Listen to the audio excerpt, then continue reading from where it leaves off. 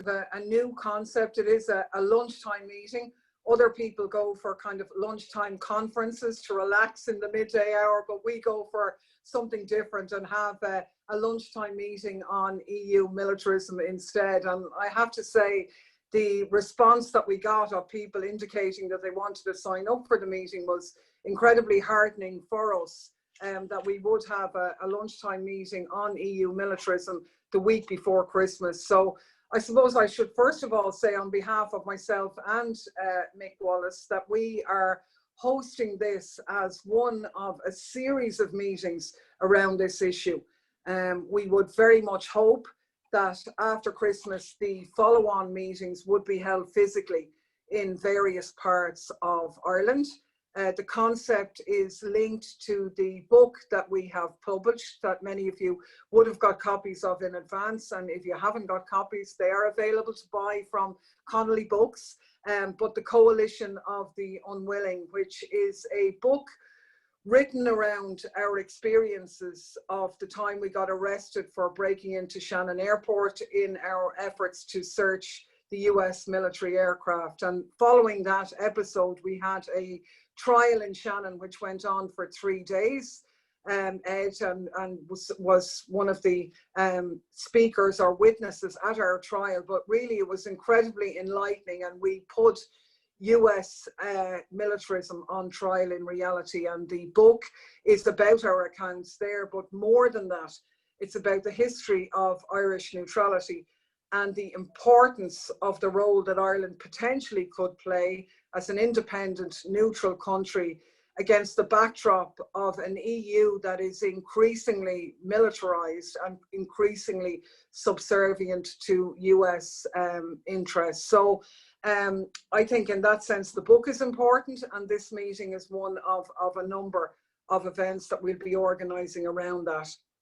I should say that Mick has been a member of the Security and Defence Committee here in the European Parliament since our election last year.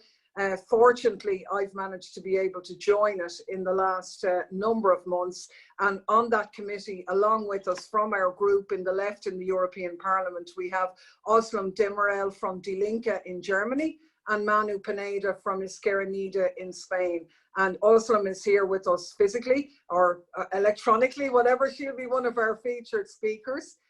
Manu, we couldn't organise translation for Manu today, but he will be participating in other events and sends best wishes to this initiative. And the four of us work on the Security and Defence Committee against, as I say, an increasingly militarised EU. I mean, it's utterly frightening to see the types of people who we get before us at that committee. We have top-notch generals, total hawks, and really lobbyists for the arms industry at every turn. That is the agenda of the EU. We have, for the first time, the European Defence Fund, for the first time accessing money directly from EU budgets. And while when we go to those meetings, they decry the fact that the amount has been cut a little bit because of COVID.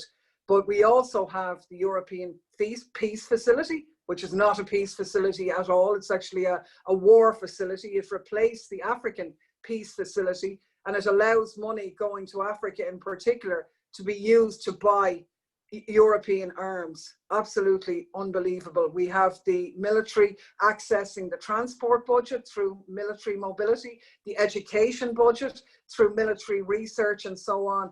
And EU militarism is very much marching forward. But I suppose on the other side of it, we have a mixed message, which some of our speakers will deal with. I mean, recently at our committee, we had the first coordinated annual review of defence, which was released a couple of weeks ago. And they were decrying the fact that the commitment to the common security and defence projects and missions across the European Union was very low. They were bemoaning the fact that there were disparities between the different countries. But the reality is that that reflects that there are different national interests at play, and that is something that we who stand for peace should really try and exploit, I think, at various interests, because we do see things being driven very much by France and by Germany. having the location of the big arms producers and so on, but some of the Eastern countries have a different agenda where they're more wedded to NATO and so on. But what we also see is a growing Russia phobia, where they have to create threats, be it hybrid threats, terrorist threats, Russia threats, anything to justify a threat level in Europe, to justify the amount of expenditure that they are engaged in. So that's the backdrop to this meeting. We believe that Ireland, with our history of neutrality, can be an important, I suppose, break on that process. So without further ado, I'm going to introduce our first speaker, who is going to deal with the history of Ireland's neutrality. All our speakers will have about 10 minutes, and then we'll take it open for questions at the end of it. But we're absolutely delighted to have with us Roger Cole. Roger is the Secretary of the Peace and Neutrality Alliance in Ireland, PANA. They have been keeping the flag and the light lit, if you like, in the battle against increased militarism, even in the times when it goes off the radar. They've been a key focal point in the use of Shannon Airport by the US military and so on. And we're delighted to introduce Roger now to talk for about 10 minutes on the history of Irish neutrality. Roger, take it away whenever you're ready. Thanks very much for the invitation, Claire, Mick. Okay, in the 1690s, the Battle of the Boyne Aughrim. The only issue was which English king would be the king of Ireland. But with the evolution of thought in the 19th century, the Enlightenment, leading to events like the US War of Independence, the French Revolution, it also had a major impact throughout Europe, as well as Ireland. And in Ireland, Theobald Wolfe Tone, when he was 27, was influenced by those ideas, and he wrote his first political pamphlet called The Spanish War in 1790.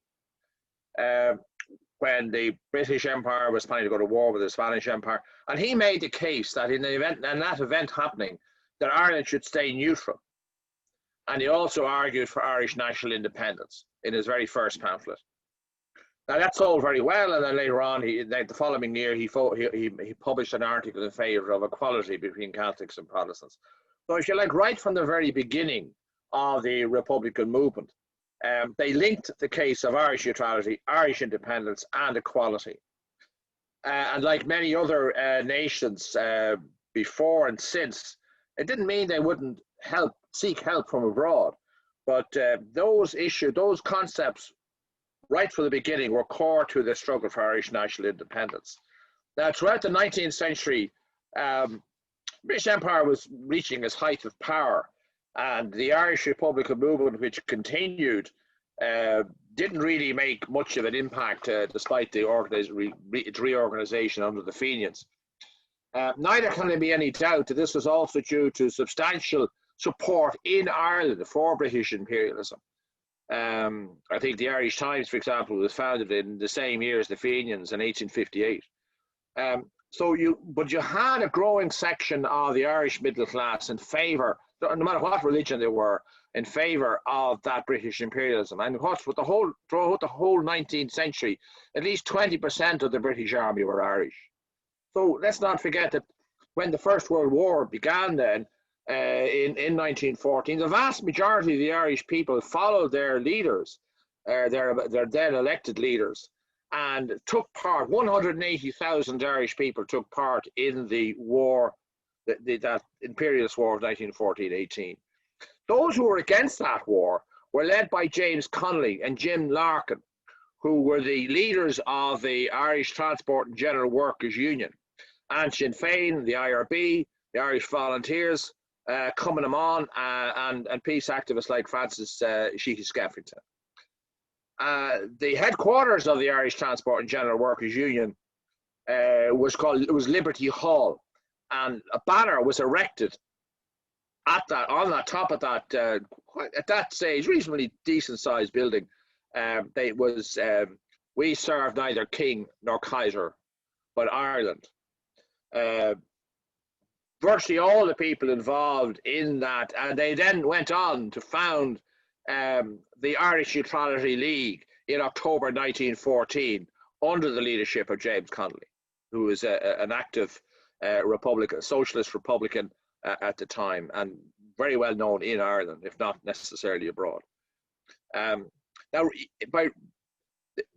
for example, recognition of that deep roots of that tradition for neutrality, Cumann, which was the Irish Republican Women's Organization, republished that Spanish War pamphlet in 1915. And all those then groups that were involved in that neutrality movement went on, most of them, virtually all of them, to support the 1916 rebellion and our national war of independence.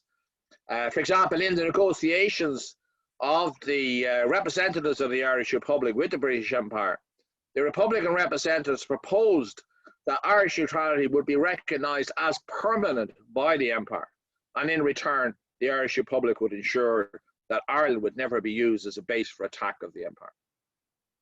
The 26 county state that resulted as a consequence of the treaty, it actually did take part actively in the League of Nations.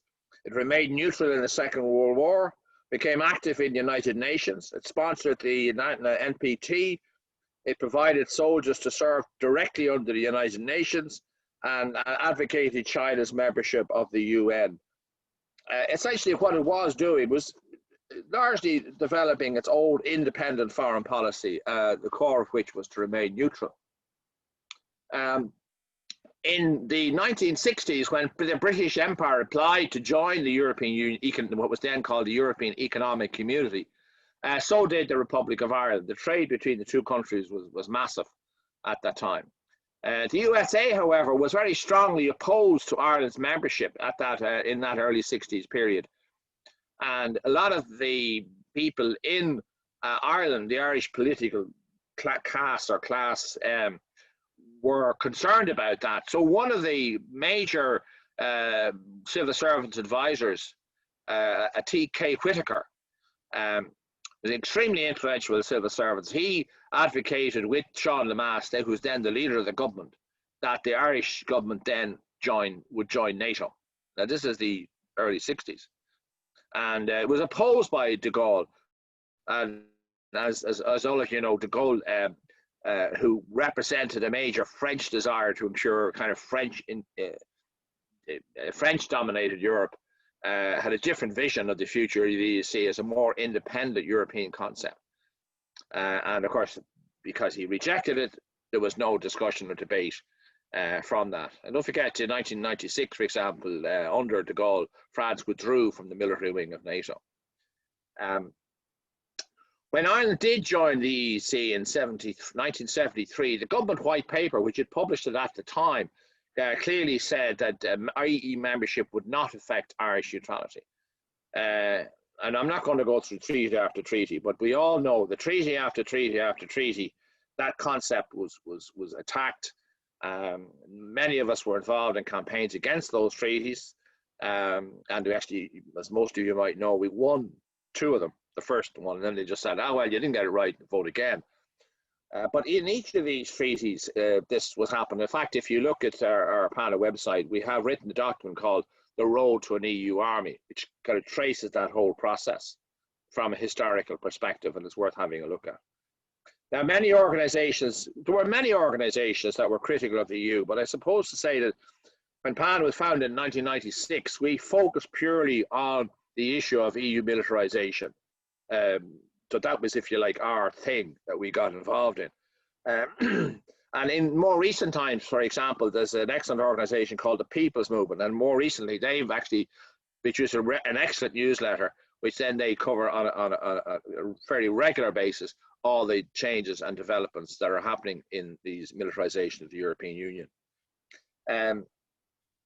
Now, we did win a few concessions. The key one was the triple lock, whereby the Irish state can't go to war unless the United Nations agrees to it, unless the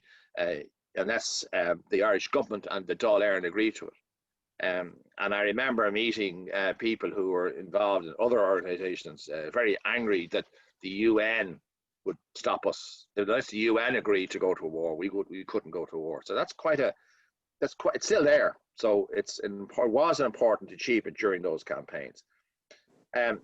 However, we did not see the fact that when the war was building up against Iraq, that the Irish government would destroy neutrality by turning Ireland into a US aircraft carrier. For example, there was opposition to it. PAN and other organisations, we organised a major demonstration against the war in Iraq on the 15th of February 2003, and the use of Shannon in that war. And well over 100,000 people turned up. So you must remember, it was kind of a thing. I mean, I don't think people then didn't know that much about PAN either. You know what I mean? We're a relatively small pressure group, but it was a huge, instantaneous response by huge numbers of people against the war.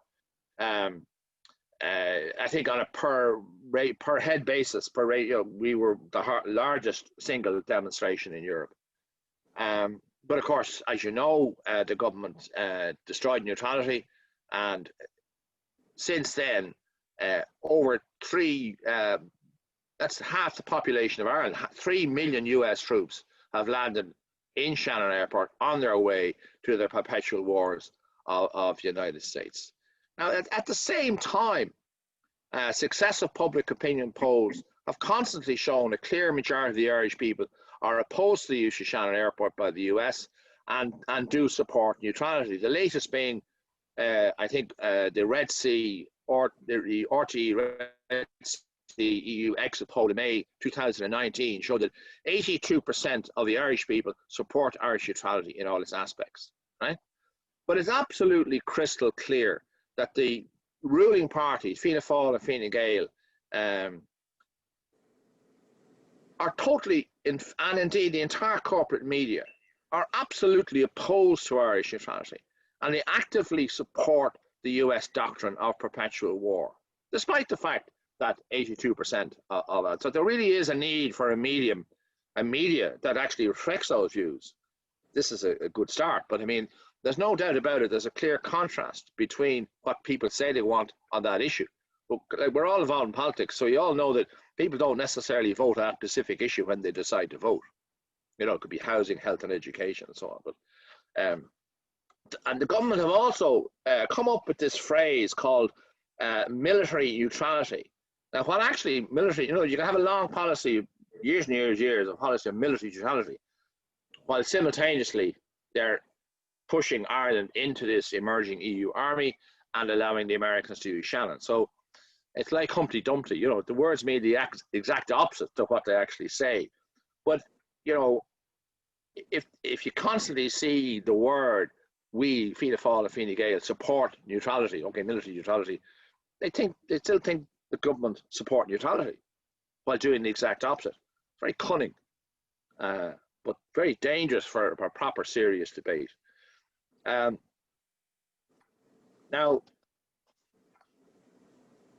it just, I'll be finishing with these points.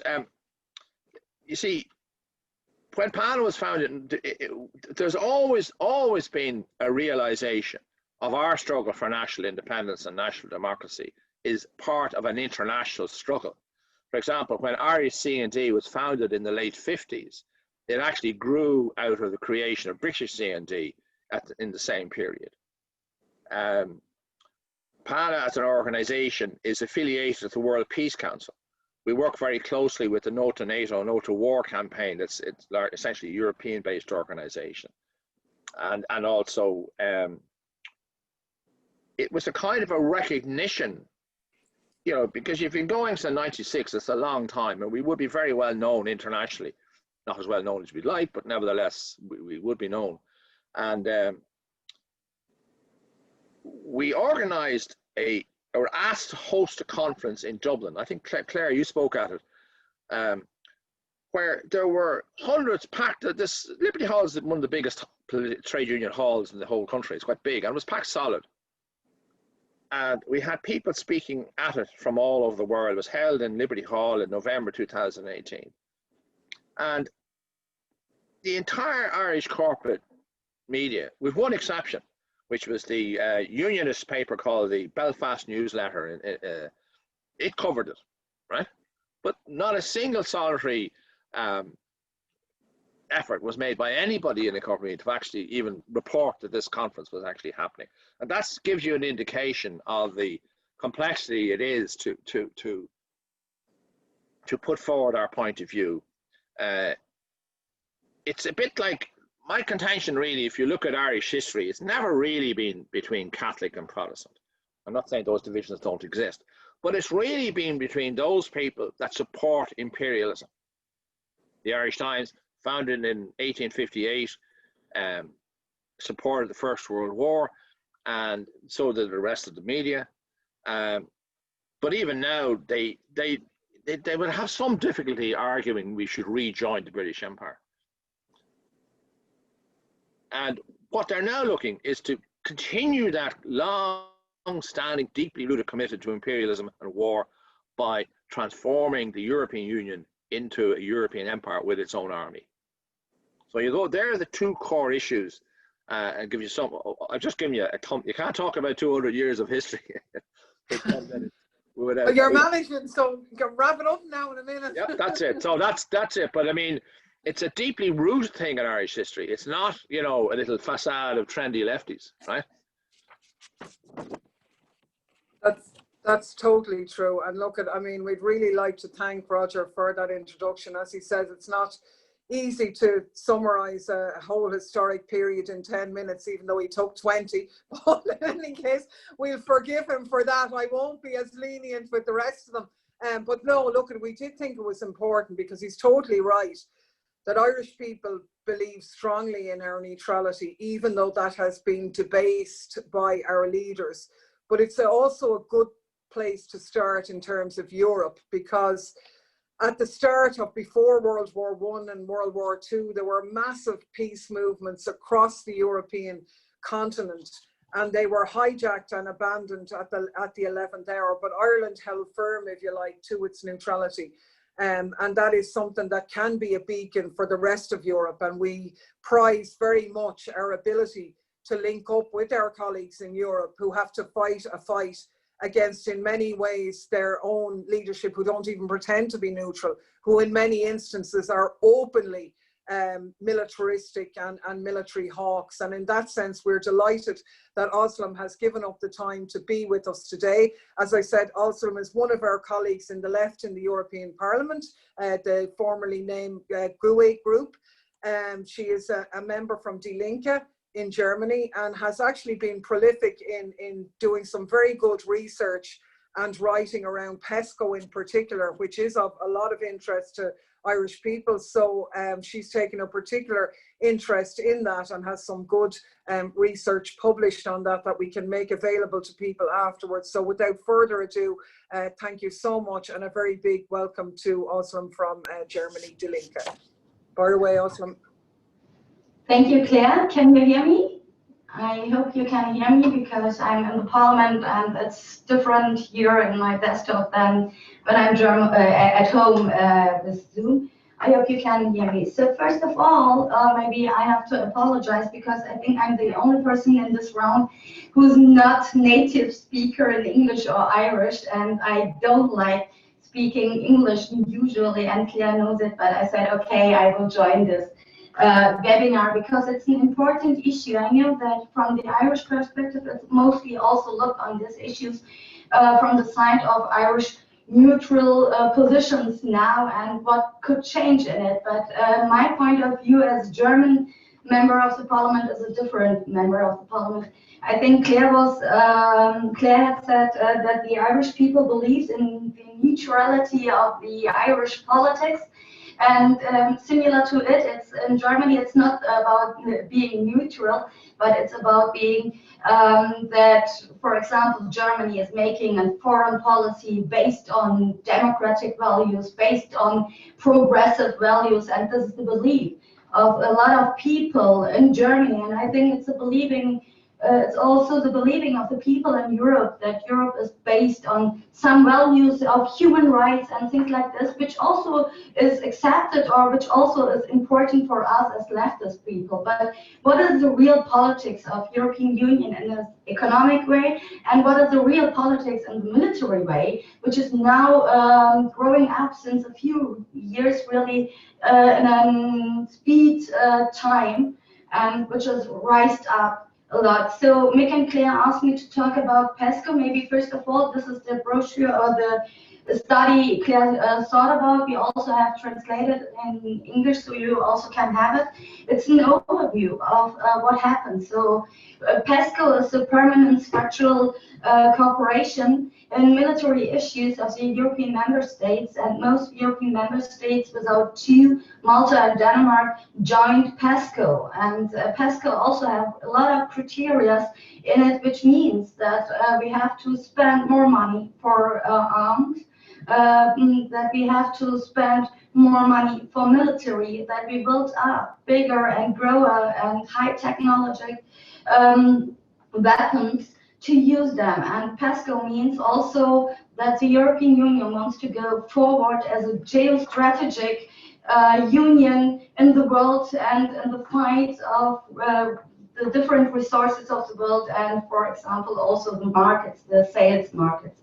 So PESCO was activated in 2017, and it's not surprising that it was just activated in 2017 and not before, because there were one big player in the European Union which stopped this activation. It was Great Britain. And it was not Great Britain because Great Britain is having a peaceful foreign policy, but it was because of Great Britain had a big dominate military structure in its own country and wanted to react as a military power on the world as in his own and not with the European Union. But after the Brexit decision in Britain, it was like this, that Germany and France uses the new chance and built up the non-activated, you know what I mean, part of the common politics, and activated PESCO. And with PESCO, we go forward step by step and building up a military union now. And it's not just saying from the left side, it's a real current decisions. Now we also have voted today on the MFF and the European budget, for example. So PESCO has also the mechanism of CARD. CARD means that there is always a monitoring from the European side on the money spent on the member states for military and armed products. It is always looked, and they try to harmonize also the military politics of the member states.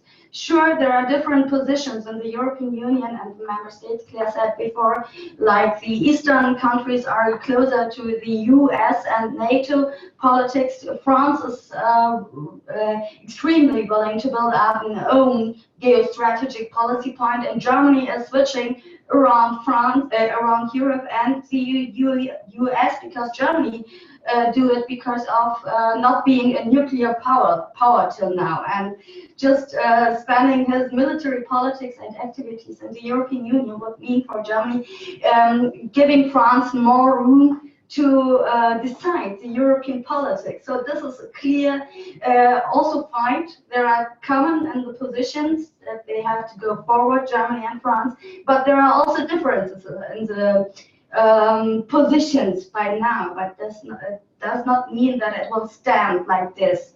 Maybe in 10, 20 years it will be completely different. So this is very important. Also in the study you can see about the 20 criteria, what this means, what this includes. We had a lot of projects of PESCO.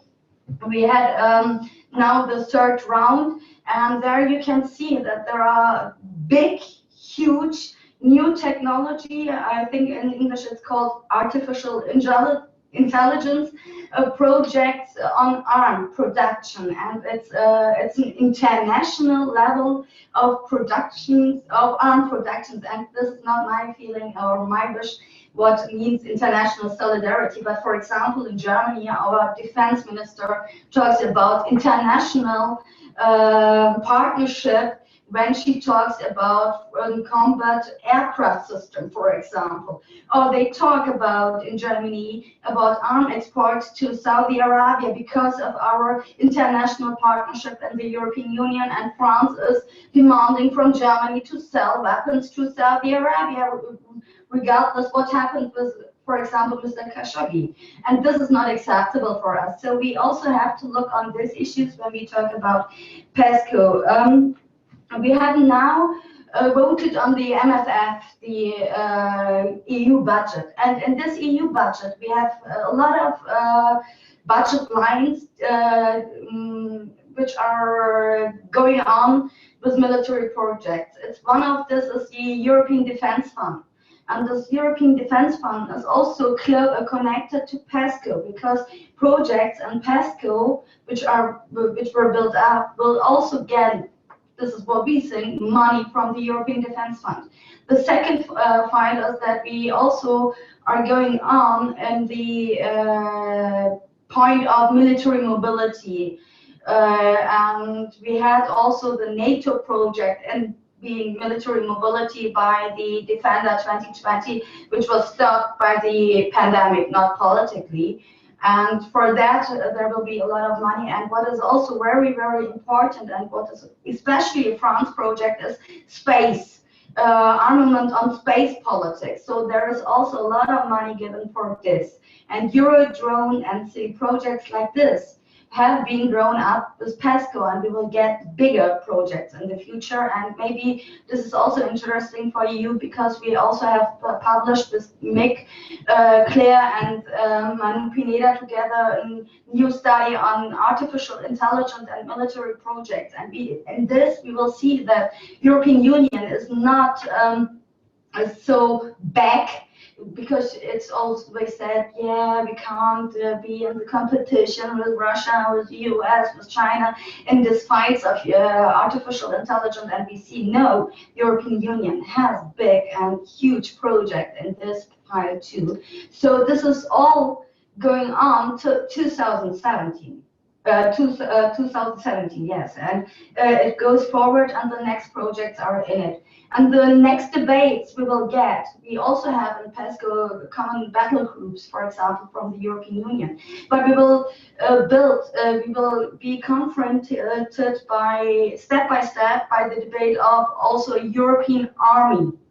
And for example, in Germany, the Social Democrats now talk about European army as the army on the top of the national armies, which is completely independent and which is completely belonging on the politics of the Commission.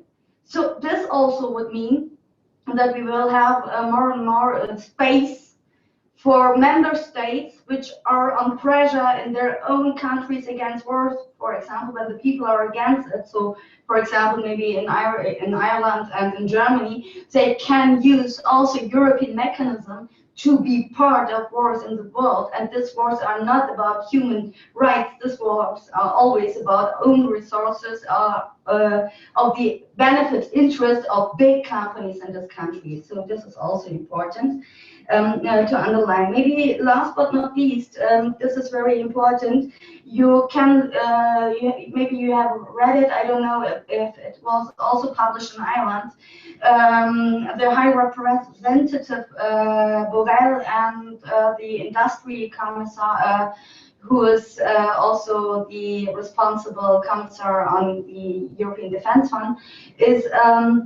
had written an important article in a lot of European member states newspapers. And in this, they also used the pandemic as a reason why we have to change and why we have to add in European Union to the soft power, the hard power, because of changing in the world and because of growing up nations like China and others. And it's clear that the competition and also the contradictions between the different huge powers of the world, economic powers of the world, it's including, for me, also US, China, European Union's member states, for example, France, Germany, Russia, different big states are fighting, and they're fighting hardly for the resources of the world, and they're fighting hardly for the sales markets. And this is really dangerous what happens. And what started as trade wars, like between the US and the Germans, for example, or European Union, this trade wars can end up in real wars, in warm wars.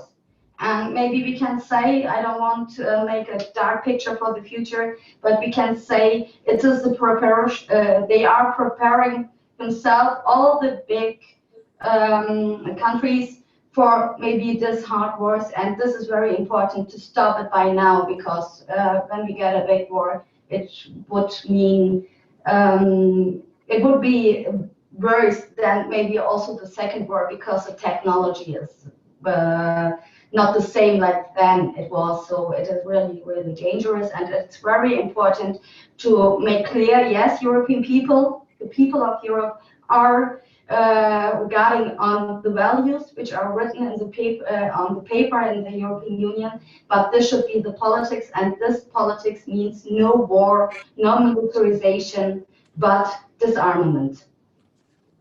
That's perfect. Thank you very much, Özlem, for that contribution and for joining us today and for having to speak in English, which is excellent, way better than any of our German, I can assure you. So thanks a million for that, and for very well outlining and giving an introduction to the backdrop of this. And as Özlem said, while there are different national tensions between the different European powers, behind all of the variances is this drive led by the arms industry towards increased militarization under every guise. And we see it in so many formats, like the new European Defence Headquarters, to sort of develop a group think to overcome some of these divisions. And people in Ireland might know that there are 6 members of the Irish Defence Forces seconded to that unit here in Brussels. And when we ask questions about that, was it not a bit of a contradiction? The lad's been involved in a sort of a central European defence headquarters when the Constitution of Ireland is pledged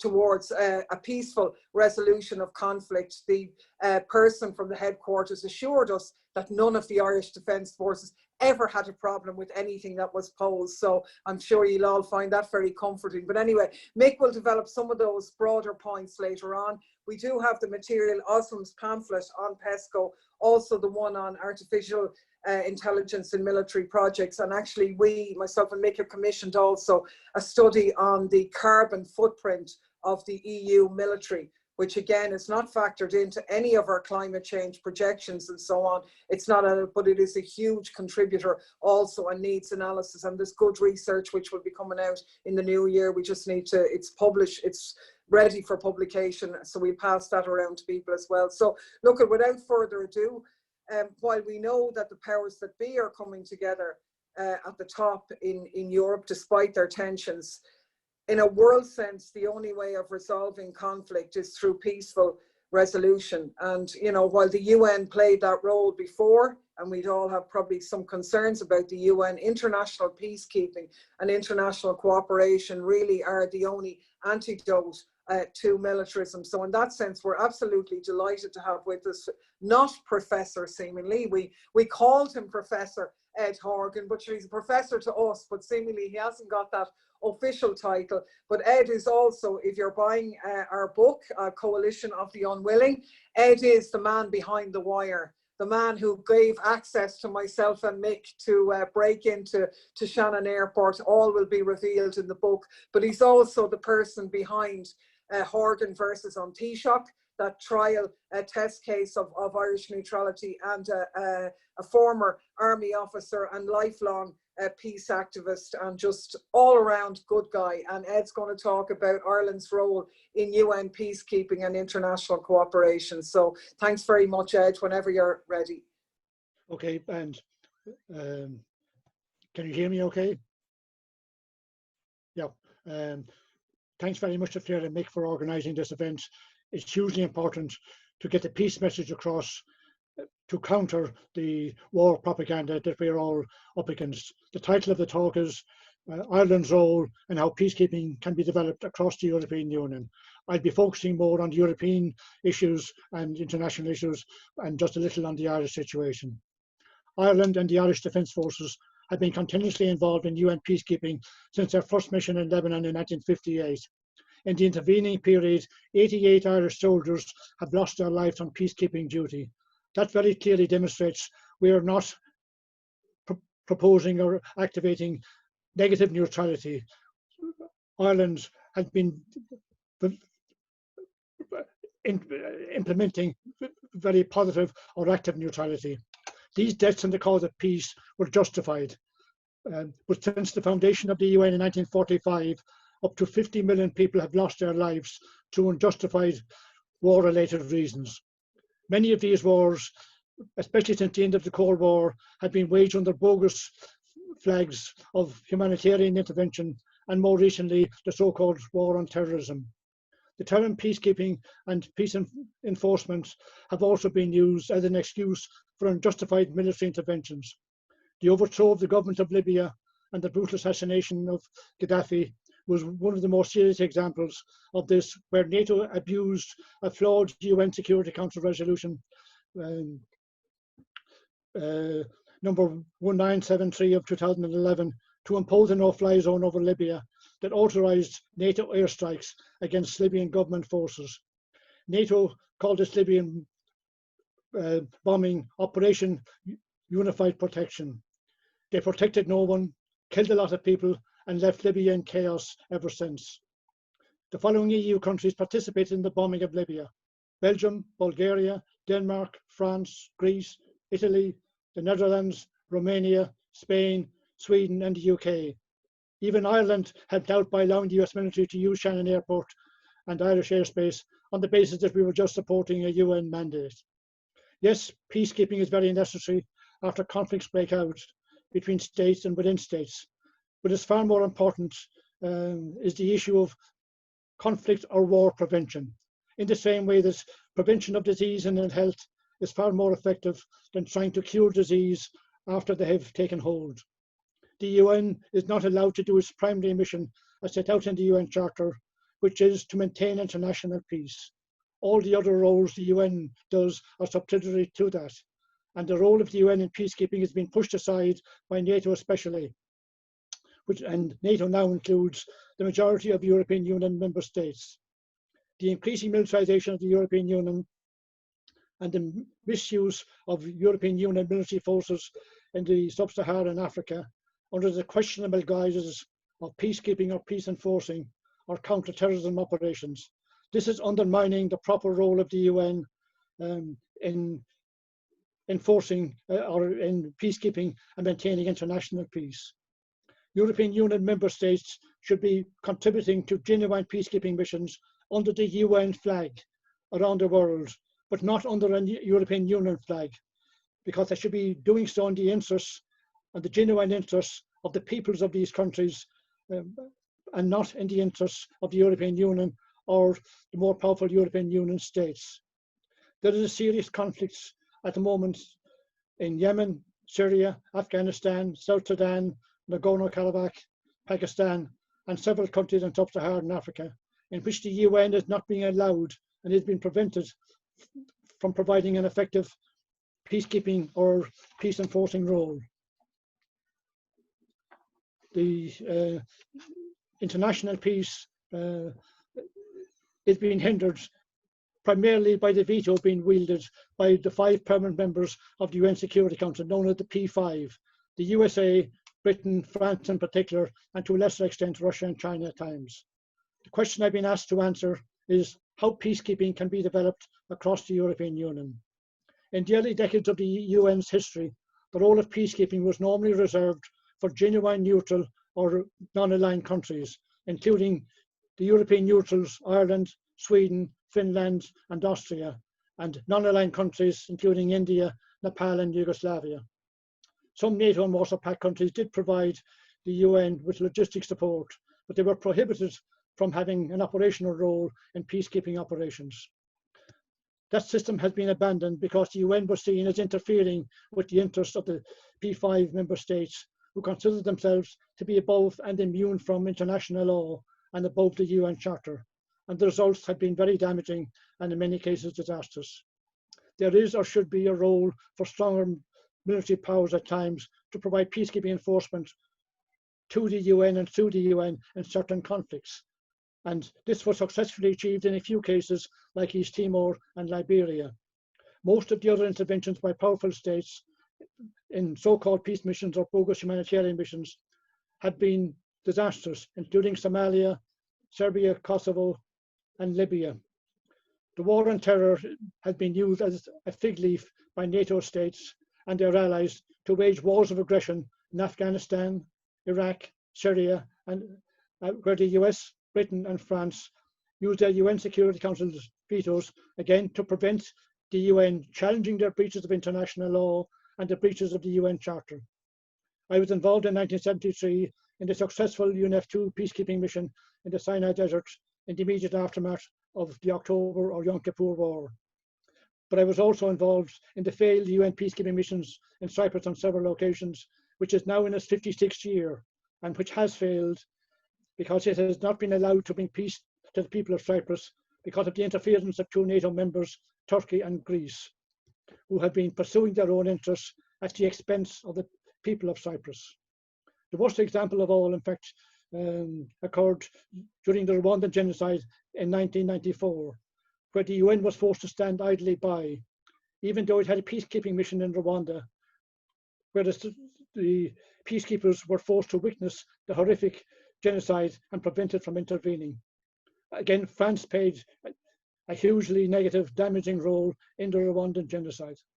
A very similar situation occurred during the Cambodian genocide in the 1970s, where once again the UN was prevented from intervening to stop the genocide, primarily by the P5 members, the US, France, and Britain, and also to some extent China.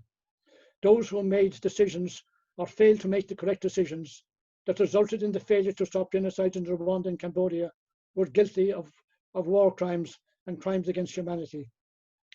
If a similar situation occurs elsewhere in the near future, it's quite likely that the results will be equally disastrous.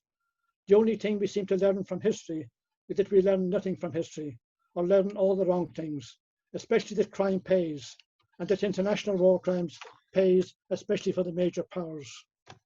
So what can we in Europe, including the European Union, do to ensure that the UN is allowed to achieve its primary role, maintaining international peace?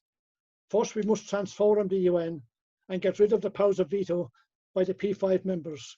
If this cannot be achieved, because unfortunately the same P5 members have the power to use their vetoes to prevent reform of the UN and to prevent the veto being cancelled, then it may be necessary to abandon the UN, or at least sideline it, and put something better and more effective in its place.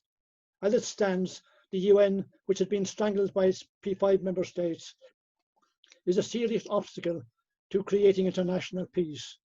The UN and its flawed UN Charter has become the problem rather than the solution. I would argue, in fact, that the UN was designed to fail by the powers that set it up, particularly Britain and the United States. The rule of law at EU and international level must be fundamentally improved and reformed, and the abusers of international laws must be challenged and dealt with by a reinforced international criminal court. It is not enough that war criminals from the former Yugoslavia and from the powerless states in Africa are tried at the International Criminal Court in The Hague.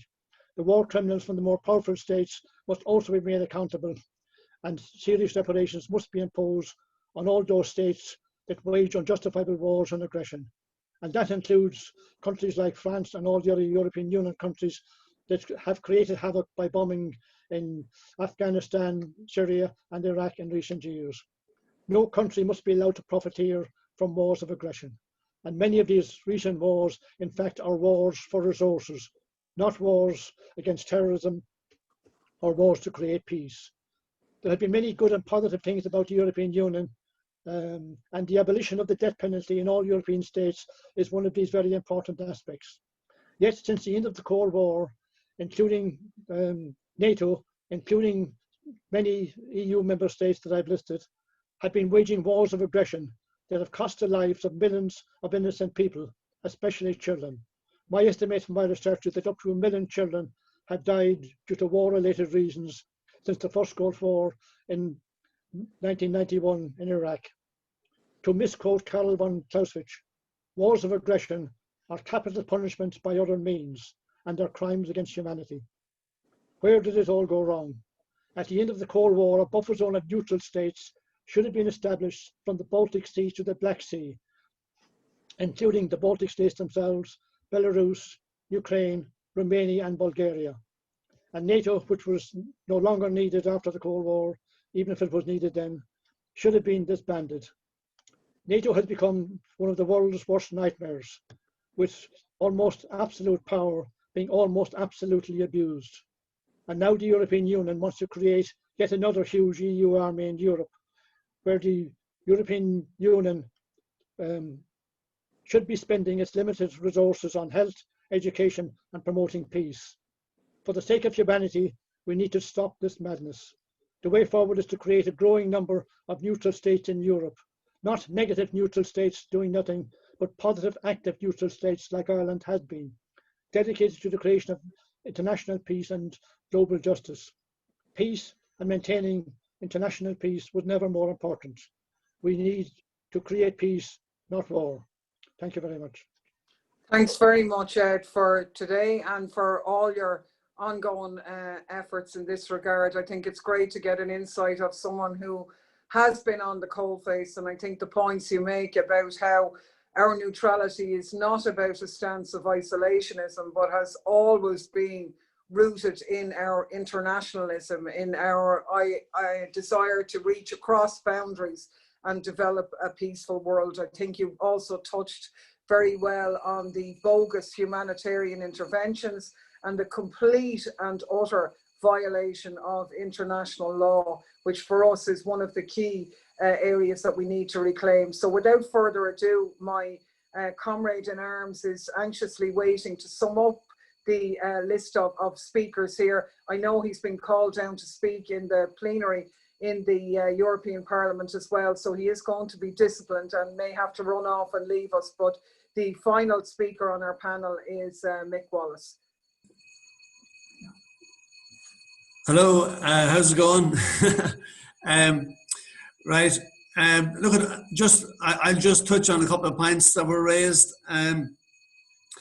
Just one of the last points there that Ed made about the need to strengthen the International Criminal Court. Look, it's a big challenge. As you well know, the International Criminal Court to date has really only been used to trial losers, people generally from the weaker states, and the big players that cause most of the wars and engaged in a lot of the war crimes never appear before the International Criminal Court. I mean, if we had real international law that was enforceable, the likes of Clinton, George Bush, Tony Blair, Obama and Trump would all face the International Criminal Court, but of course we know that none of them have. But look at, it's a huge challenge, and the fact that America has had such supremacy, it has prevented the strengthening of the International Criminal Court because they really don't have a whole lot of pass on it. They were fined by the same court back in the 90s when Nicaragua took them to court, but they refused to pay, and they don't really recognize it much sense. They kind of don't really respect international law anymore. The UN Charter is something that they binned a long time ago, and sadly, while I find Ed's point that the UN was designed to fail an interesting one, because without a shadow of a doubt, while we're seriously short of international bodies that would take a neutral position in relation to any conflict, unfortunately, it's the best we have, and as Ed says, it is pretty ineffective. It's based in America, and it's very hard to get much satisfaction from it. But look at a big problem right through is what people really need to take on board is the fact that US imperialism has been a project since the beginning of the foundation of the United States of America. The state was built on the genocide of the indigenous people, and it has continued as a colonial project ever since. And while Ireland was a neutral country, and it was interesting that in 1939, De Valera made it clear that you couldn't actually be neutral if you let either side use your ports or airports or anything or any of your land to engage in the conflict. But that has been lost on successive governments in the last 30 years, and particularly the last 20. And what happened in 2001 and even worse in 2003, where the Fianna Fáil government of the time literally just twisted the truth into knots in order to justify allowing the Americans to use Shannon as a US military base. It was shocking. And even at the time, I remember Fine Gael were looking for a UN resolution to actually come true before we would actually allow the airport to be used for American aircraft to bomb Iraq that time. But they obviously caved in as well. But I remember Bertie Ahern saying at the time, you're either with the terrorists or against them. Now, I mean, that's pretty bad stuff, but we caved in. We haven't been neutral since. We allow the biggest military power on the planet to use our airport to cause untold destruction in other parts of the world, and it's hugely problematic. But look at, just in that context, I suppose, just to move on to, we don't have a lot of time, but just to put it in context in terms of the European Parliament, as Claire said, we're both on the Security and Defence Committee. I'm also on the Foreign Affairs. And I tell you what now, if you were to engage with those committees on a regular basis and hear what's being said, it's pretty shocking. And I would say that about 95% of the EU Parliament, of the members, which is over 700 MEPs, I'd say close, between 90 and 95% are okay with US imperialism. They're what we would call Atlanticists, and they will defend what the Americans are doing morning, noon, and night. And as if that wasn't bad enough, they are hell-bent on increasing the military spend in Europe. And just to put things in context again, in 2018, the last year, there was actually records for on housing. Right? European member states spent 78 billion on housing in 2018, but they spent over 200 billion on arms and defense. Now, that's an interesting contrast. We're spending 3 times more on arms and defense than we do on the provision of housing. Now that is shocking. And I can assure you that they're not happy with what's been spent. They want more spent. And they argue morning, noon, and night for more money to be given towards defense spend. And you wonder to yourself, well, what's really driving it? But the truth is that the strongest lobbyists in the European Parliament today are the arms industry. And when we spend all this crazy money on arms, as if the Russians or the Chinese were going to attack us, we're really just enriching the arms industry. And the EU members of Parliament are clearly under the influence of this powerful arms lobby. And some of them are probably happy enough to concede to them anyway, but I'm not so sure why some of the others even agree to it. I mean, you even take the Green Party. The Green Party in Europe is shocking in how complicit it is in the militarization of Europe. And there's absolutely no rationale to it. We're being fed a diet of, oh, we need security, we need security. We need to protect our borders, or the migrants and refugees are going to get in and they'll swamp us. But yet today, we have member states in the European Union supplying Saudi Arabia and the UAE with arms, and they are committing genocide in Yemen. There's over 100,000 children being killed due to the war in Yemen, 100,000 children. And we have on several occasions, myself and Claire have tried for 18 months to get Yemen discussed in the European Parliament, and we still haven't managed it. Belarus has been discussed, I think, for the 5th time this time round, 5th time. There's protests in Belarus, and listen, I'm no fan of Lukashenko, but there's, to the best of my knowledge, there's been 5 protesters killed, and I condemn the police brutality as well. 5 protesters, right? Whereas we have 100,000 children killed in Yemen since the war started. Last year alone in Palestine, there was 133 Palestinians killed by the Israeli Defense Forces. 28 of them were children, right? And we've done nothing about it. But we're obsessed with Belarus now. Not that we care about the people in Belarus and the fact that they don't have a real democracy. It's because it's on Russia's border. And that's what's exercising them. Look, it's a huge project to change the trend that's happening at the moment. The militarization of Europe is really bad for Europe. It's not what the people of Europe want. The politicians are in a minority. The same as the politicians were in a minority in 2003 when over 100,000 Irish people took to the streets of Dublin to protest the Iraq war.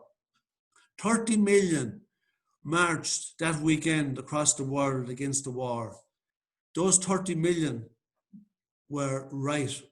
The war was madness. And there's close to 2 million people have died between Afghanistan, Iraq, from the American wars in the last 19 years. The politicians were wrong then, and they're wrong now. We don't need to be militarizing Europe.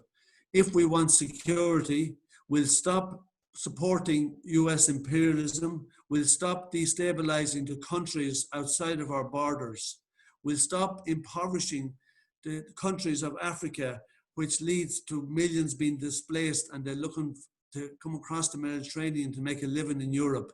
We'll stop destroying the Middle East. We'll stop trying to exploit the mineral wealth of these countries.